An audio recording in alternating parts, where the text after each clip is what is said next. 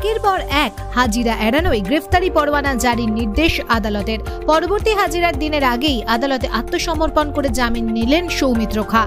একের পর এক হাজিরা এড়ানোয় শেষ পর্যন্ত বিষ্ণুপুরের বিজেপি সাংসদ সৌমিত্র খাঁর বিরুদ্ধে গ্রেফতারি পরোয়ানা জারির নির্দেশ দিয়েছিল বিধাননগর আদালত। আগামী 9 জুলাই আদালতে সাংসদ হাজিরা না দিলে ওই গ্রেফতারি পরোয়ানা কার্যকর করার নির্দেশ দিয়েছিল আদালত। নির্দিষ্ট সেই দিনের আগেই গত 4 জুলাই বিধাননগর আদালতে আত্মসমর্পণ করে জামিন নিলেন বিজেপির ওই সাংসদ। জামিন পেতেই পুলিশের বিরুদ্ধে তোপ দাগলেন বিজেপি সাংসদ সৌমিত্র খাঁ।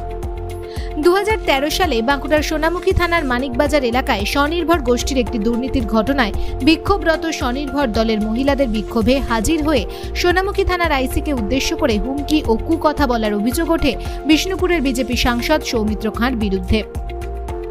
ওই ঘটনায় সোনামুখী থানার পুলিশ সৌমিত্র খাঁর বিরুদ্ধে ভারতীয় দণ্ডবিধির 143, 179, 323, 332, 353, 354A, 505/1, 506 ও 509 নম্বর ধারায় মামলা দায়ের করে। অভিযুক্ত সাংসদ হওয়ায় সেই মামলা যায় বিধাননগর আদালতে। সূত্রের খবর, ওই মামলার আদালতে মোট 4 বার সৌমিত্র খাঁকে আদালতে হাজিরার জন্য দিন ধার্য করলেও সৌমিত্র খাঁ আদালতে হাজিরা দেননি। সাংসদের এই ভূমিকায় ক্ষুব্ধ হয়ে গত 25 জুন বিধাননগর আদালত নির্দেশ দেয় আগামী 9 জুলাই সৌমিত্র খাঁ আদালতে হাজিরা না দিলে তার বিরুদ্ধে গ্রেফতারি পরোয়ানা জারি করতে হবে। এই নির্দেশ পাওয়ার পরই গত 4 জুন বিধাননগর আদালতে আত্মসমর্পণ করে জামিনের আবেদন জানান। আদালত 500 টাকা বেল বন্ডে সৌমিত্র খাঁর জামিন মঞ্জুর করেন। জামিন পেতেই সৌমিত্র খাঁ এদিন এক হাত নেন সোনামুখী থানার পুলিশকে। পুলিশ যে অভিযোগ আনতেই পারে, অভিযোগ আনলে যে সে দোষী সেটা তো বড় কথা নয়। তো পুলিশের বিরুদ্ধে বলেছি, পুলিশ চুরি করবে এটা কি করে মেনে নেব? পুলিশ চুরি করবে এটা মেনে নেওয়া যায় না। এখন এটা কোর্টের বিচারাধীন, কোর্ট যেটা অর্ডার দেবে, কোর্ট যা নির্দেশ দেবে সেটা চলবে।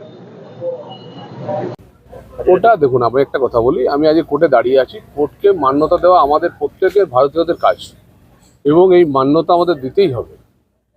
এবং সেখানে কোর্ট যা নির্দেশ দিয়েছে সেই নির্দেশ মেনে গতকাল আমি বেল করিয়ে নিয়েছি এবং 9 তারিখে নিশ্চয়ই হাজির থাকবো। আমি ভোটের কারণে বা কিছু কারণে আমি থাকতে পারি, কিন্তু অন্যান্য কেসে আমি গিয়েছি। কোর্টের বিচারপতি যে অর্ডার দেবেন, যে নির্দেশ দেবেন, সেটা সবাইকে মেনে চলতে হবে, আমাকেও মেনে চলতে হবে।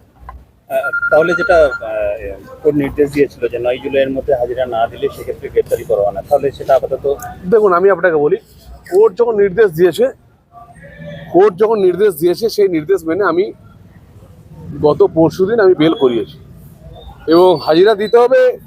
কোর্ট ডাকবে, বিচারপতি ডাকবেন, আপনারা তো হাজিরা দিতেই হবে, এটা তো নিয়ম, নিশ্চয়ই দেব। তবে পেছনে যে কথাটা বলছি, পশ্চিমবাংলার সোনামুখীর পুলিশ অফিসাররা টাকা তছরূপ করবে, আর সেখানে সেই জন্য সাংসদ পদ খারিজ করার জন্য যে কেসের ধারাগুলো পুলিশ দিয়েছে, নট বিচারক, এগুলো পুলিশ দিয়েছে। এই রাস্তাটা ছিল যে পুলিশ